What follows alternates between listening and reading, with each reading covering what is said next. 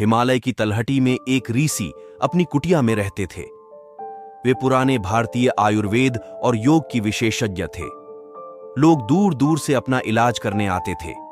ऋषि आयुर्वेदिक पद्धति और योग से बीमारियों का इलाज करते थे और अधिकांश रोगियों के रोगों को जड़ से खत्म कर देते थे।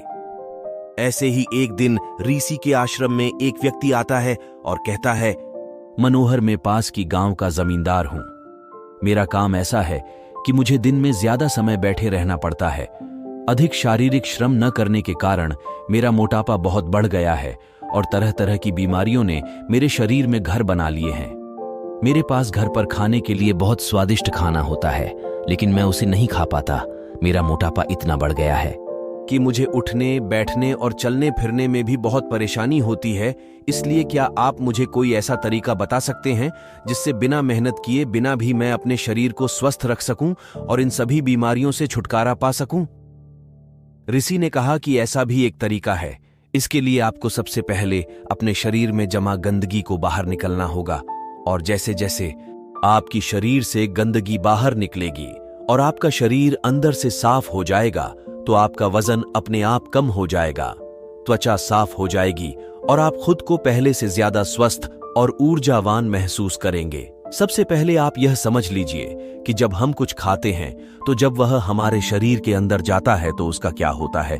सबसे पहले भोजन हमारे पेट में जाता है, जहां वह टूट जाता है। फिर हमारी छोटी आंत में जाता है, जहां से हमारा शरीर भोजन की आवश्यक तत्वों को अवशोषित करता है। फिर बड़ी आंत के माध्यम से यह शरीर से मल के रूप में बाहर निकल जाता है। लेकिन हर प्रकार के भोजन को चक्र पूरा करने में समान समय लगता है। किसी भी फल को लगभग 3 घंटे लगते हैं, हमारे पेट में 1 घंटा, छोटी आंत में 1 घंटा और बड़ी आंत में 1 घंटा। सब्जियों को उसी अनुपात में 6 घंटे लगते हैं और अनाज जैसे गेहूं, चावल और दलों से बने उत्पादक को पचने में 18 घंटे लगते हैं इस चक्र को पूरा करने में। यानी कि जिस भोजन में पानी जितना कम होगा, उस भोजन को शरीर से निकलने में उतना ही अधिक समय लगेगा।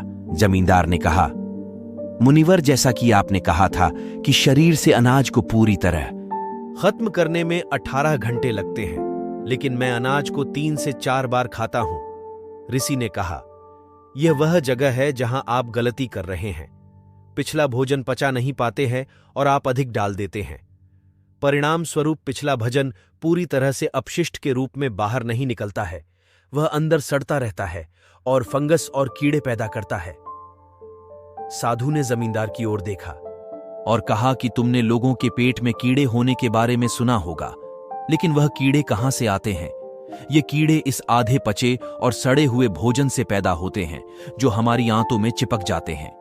ये जरूरी नहीं है कि आपने कल जो खाना खाया वह आपकी आंतों में गंदगी के रूप में फंसा हो सकता है, बल्कि 1 साल पहले खाए गए भोजन का कुछ हिस्सा अभी भी आपकी आंतों में गंदगी के रूप में फंसा हो। ऐसा कुछ भी जो हमें सीधे प्रकृति से नहीं मिलता, उसे पचाना और बाहर निकलना शरीर के लिए बहुत मुश्किल होता है, और फिर ऐसा भोजन हमारे आंतों में चिपक जाता है और एक मोटी परत बना लेता है। देखिए, हम जो भी खाते हैं वह हमारी आंतों की दीवारों के माध्यम से पचता और अवशोषित होता है और फिर हमारे रक्त में भेज दिया जाता है। लेकिन अगर गंदगी हमारी आंतों की दीवारों में जमा हो जाती है तो भोजन की रस के साथ वह गंदगी भी अवशोषित हो जाती है और हमारे रक्त में मिल जाती है और फिर रक्त के माध्यम से हमारे शरीर के सभी हिस्सों में पहुंच जाती है और उनके काम में बाधा डालते हैं और अलग अलग बीमारियों का नाम इसे हम दे देते हैं। अगर यह गंदगी हमारी त्वचा की परतों के बीच जमा हो जाए तो हम कहते हैं कि यह मुहांसे या त्वचा रोग है। अगर यह गंदगी गांठ बन गई है, हमारी किडनी या पेट की किसी सीमा में जमा हो गई है, तो इसे हम कैलकुलस मोटापा कहते हैं। ठीक उसी तरह अगर आपको वजन कम करना है तो इस गंदगी को शरीर से बाहर निकलना होगा। हमारी आंतों में बहुत मोटी परत होती है तो उसे हम कब्ज कहते हैं और कब्ज ही सभी रोगों की जड़ है। इसी प्रकार जब यह गंदगी हमारी श्वास नली में जमा हो जाती है फिर हम इसे अस्थमा कहते हैं। तो असल में कहने का मतलब यह है कि यह गंदगी ही हमारे शरीर की सभी बीमारियों की जड़ है, और अगर हम इस गंदगी को शरीर से बाहर निकाल दें तो हम अपनी सभी बीमारियों से छुटकारा पा सकते हैं, क्योंकि जो शरीर अंदर से साफ है उसे कोई बीमारी नहीं हो सकती है। ऋषि ने अपने शरीर की ओर इशारा करते हुए कहा कि हमारा यह शरीर एक आदर्श डिजाइन है और यह प्रकृति का अनमोल उपहार है। कुछ समय बाद हम अपने शरीर को मां प्रकृति को लौटा देंगे।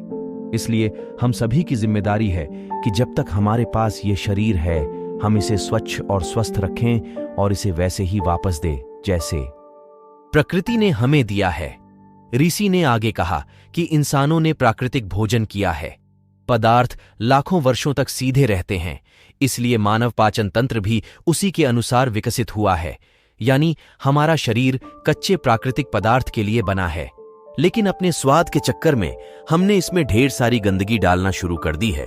तो आपका पहला काम इस गंदगी को शरीर से बाहर निकालना है। और फिर दूसरी बात यह है कि इसमें सही खाना डाला जाए। लेकिन जमींदार ने कहा कि शरीर से गंदगी कैसे बाहर निकाले? फिर ऋषि ने कहा कि इसके लिए सबसे पहले आपको दिन में 16 घंटे का उपवास करना होगा। ऋषि ने जमींदार की ओर देखा और कहा, 16 घंटे का नाम सुनकर डर मत जाना, आप इसे बहुत आसानी से कर सकते हैं। देखिए, वह शक्ति जो हमारे शरीर के अंदर से गंदगी को बाहर निकालती है, वजन कम करती है, बीमारी को ठीक करती है, वह हमारे अंदर है। यह किसी दवा में नहीं है और उपवास करके हम इस शक्ति को अपना काम करने के लिए समय देते हैं। देखो, जब एक आदमी की हड्डी टूट जाती है तो हम उसे हड्डी को आराम देने के लिए उसे बाहर से बांध देते हैं ताकि वह हड्डी अपनी जगह पर रहे और कुछ दिनों के बाद वह हड्डी अपने आप जुड़ जाती है। ऐसा नहीं था कि हमने उसे हड्डी को जोड़ने के लिए उसे पर कोई दवा लगाई थी तो फिर उसे हड्डी को किसने जोड़ा? यह हमारे भीतर की जीवन शक्ति ने जोड़ा। जब यह जीवन शक्ति हमारी हड्डियों को जोड़ सकती है तो क्या हमारे अंदर की गंदगी को बाहर नहीं निकाल सकती है? क्या यह पत्थर को नहीं तोड़ सकती है? निश्चित रूप से यह ऐसा कर सकती है। जब जीवन शक्ति ने अपना काम करना शुरू कर दिया है तो यह किसी बीमारी को ठीक कर सकती है, चाहे बीमारी कहीं भी हो और कितनी भी पुरानी हो। सबसे पहले आप यह समझ लीजिए कि जीवन शक्ति कैसे काम करती है। जीवन शक्ति एक समय में एक ही काम अच्छे तरीके से कर सकती है, या तो भोजन पचाने का काम, या फिर आंतरिक मरम्मत का काम, या शरीर का उपचार। लेकिन दुर्भाग्य से ज्यादातर लोग हर समय खाते रहते हैं और इस जीवन शक्ति को अपना दूसरा काम करने के लिए समय नहीं देते। क्योंकि जैसे ही भोजन हमारे अंदर जाता है, जीवन शक्ति उस भोजन को पचाना शुरू कर देती है। हमने सुबह नाश्ता किया, जीवन शक्ति उसे ठीक से पचा नहीं पाती। और हमने दोपहर का खाना खा लिया, वह भी पचता नहीं। और हमने शाम को फिर खा लिया, वह भी नहीं पचता। और हमने रात का खाना खा लिया। इस प्रकार प्राण शक्ति 24 घंटे 7 दिन रात भोजन पचाने में लगी रहती है। उसे कभी भी शरीर की बीमारियों को ठीक करने और शरीर में जमी गंदगी को बाहर निकालने का मौका नहीं मिलता। इसलिए अभी हम चाहते हैं कि जीवन शक्ति हमारे शरीर पर अपना कार्य करें, तो हमें उसे प्रतिदिन कुछ समय के लिए भोजन पचाने की कार्य से मुक्त करना होगा। और हम 16 घंटे का उपवास करके ऐसा कर सकते हैं। अगर आप रात का खाना 8 बजे खाते हैं तो कोशिश करें कि 12 तक कुछ भी ना खाएं। यदि आप 12 तक भूखे नहीं रह सकती तो आप अपने भोजन के नाश्ते में थोड़ा सा जूस या नारियल पानी ले सकते हैं। यदि आपका काम ऐसा है कि आपको 12 बजे से पहले खाना खाना है तो आप जल्दी से डिनर कर सकते हैं, जैसे कि शाम को 6 बजे। फिर आप अपना खाना सुबह 10 बजे की बात कर सकते हैं। आपने सुना होगा कि हमारे पूर्वज सूरज डूबने से पहले अपना डिनर कर लेते थे। वैसे भी वे ऐसा इसलिए करते थे ताकि भोजन पचाने के बाद जीवन शक्ति को शरीर को स्वस्थ रखने के लिए भी कुछ समय मिल सके। मान लीजिए अपने शाम को 6 बजे अपना डिनर कर लिया है और अगर आपका खाना हल्का है तो रात 2 बजे तक वह आसानी से पहुंच जाएगा। 2 बजे से सुबह 10 बजे तक यानी 8 घंटे का समय फ्री मिलेगा जीवन शक्ति के लिए। यदि आप 30 दिन तक इस नियम का पालन करते हैं तो यह समय 240 घंटे हो जाएगा और 1 वर्ष में यह बढ़कर 380 घंटे हो जाएगा। यानी 1 वर्ष में हमारे जीवन शक्ति को हमारे शरीर को ठीक करने और आंतरिक रूप से मरम्मत करने के लिए 2880 घंटे मिलेंगे। जीवन शक्ति हमारी आंतों में जमा गंदगी को बाहर निकालेगी, पथरी को तोड़ेगी और खून को साफ करेगी और सांस की नली में जमा गंदगी को बाहर निकालेगी। इस समय में जीवन शक्ति किसी भी गंदगी को, किसी बीमारी को दूर कर सकती है, शरीर से बाहर निकल सकता है। लेकिन आज लोग सोचते हैं कि अगर वह उपवास करेंगे तो कमजोर हो जाएंगे, लेकिन ऐसा नहीं है। हजारों साल पहले हमारे पूर्वज के पास भोजन की निरंतरता नहीं थी। कई बार उन्हें कई दिनों तक भूखा रहना पड़ता था। तो इस तरह से मानव जीवन का विकास हुआ है कि उसे समय समय पर उपवास करने की आदत होती है। अजीब बात यह है कि हम हमेशा कुछ ना कुछ खाते रहते हैं। हमारे कुछ बौद्धिक पूर्वजों ने इस बात को समझा था कि यदि किसी व्यक्ति को उपवास करने के लिए कहा जाए तो उपवास नहीं करेगा। इसलिए उन्होंने उपवास को जोड़ दिया है हमारे धर्म और रीति रिवाज के साथ कि लोग समय समय पर उपवास रखें। उपवास के दौरान हमारे जीवन शक्ति शरीर की हर हिस्से तक पहुंचती है। यह शरीर में जमा गंदगी को मल, मूत्र, खांसी और पसीने के रूप में बाहर निकालती है। ऋषि ने जमींदार से कहा कि एक बात हमेशा ध्यान रखना कि रात का खाना हमेशा हल्का होना चाहिए, और अगर आप अभी 16 घंटे का उपवास नहीं कर सकते तो आप 14 घंटे से शुरू करें और इसे धीरे धीरे 16 घंटे तक ले जाएं। पहले तो आपको यह मुश्किल लगेगा, फिर धीरे धीरे यह आपकी आदत का हिस्सा बन जाएगा। आर्षि ने एक और तरीका बताया जिसके द्वारा आप अपने शरीर से गंदगी को बाहर निकाल सकते हैं। वह है शरीर की मालिश और पसीने के माध्यम से। जब हम सप्ताह में कम से कम 3 बार तेल से शरीर की अच्छी मालिश करते हैं तो इससे हमारा रक्त तेजी से चलता है और यह रक्त उसके साथ चलता है नसों में जमा अपशिष्ट को गुर्दे तक ले जाता है, जहां से यह अपशिष्ट को हटा दिया जाता है पेशाब के जरिए शरीर से बाहर। इसी तरह जब कोई व्यक्ति कड़ी मेहनत करता है तो उसके शरीर में जमा गंदगी और चर्बी पसीने के रूप में बाहर निकलती है। ऋषि ने आगे कहा कि स्वस्थ रहने के लिए शरीर से गंदगी निकालने के लिए सही आहार लेना जरूरी है। अब मैं आपको भोजन के 3 नियम के बारे में बताने जा रहा हूं। पहला नियम, अपने भोजन में 40 से 50% सजीव भोजन शामिल करें, चाहे वह फल हो, हरी सब्जियां हो या अंकुरित अनाज हो।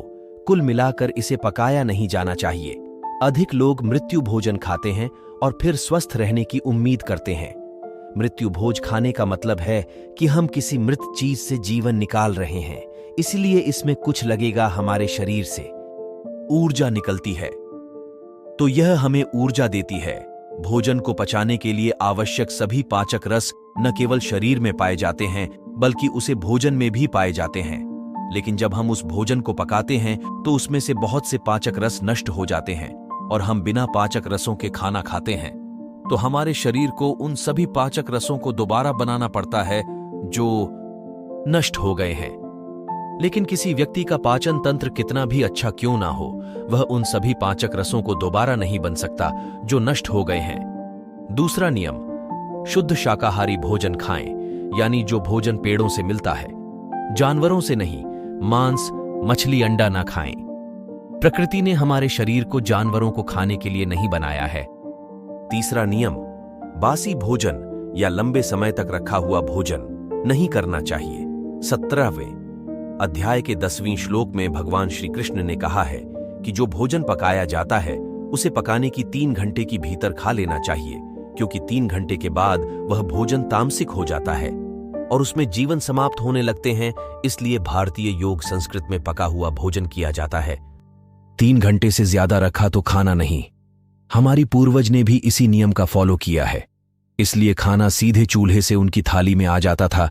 लेकिन आज के लोग सुबह का खाना शाम को कहते हैं और रात का बचा हुआ खाना सुबह कहते हैं और कई बीमारियों को निमंत्रण देते हैं। ऋषि ने जमींदार की चेहरे की ओर देखा और कहा कि यदि तुम नियमों का पालन करोगे तो तुम्हारी बीमारी भी ठीक हो जाएगी और तुम भी ठीक हो जाओगे। स्वस्थ रहें और कभी बीमार ना पड़े।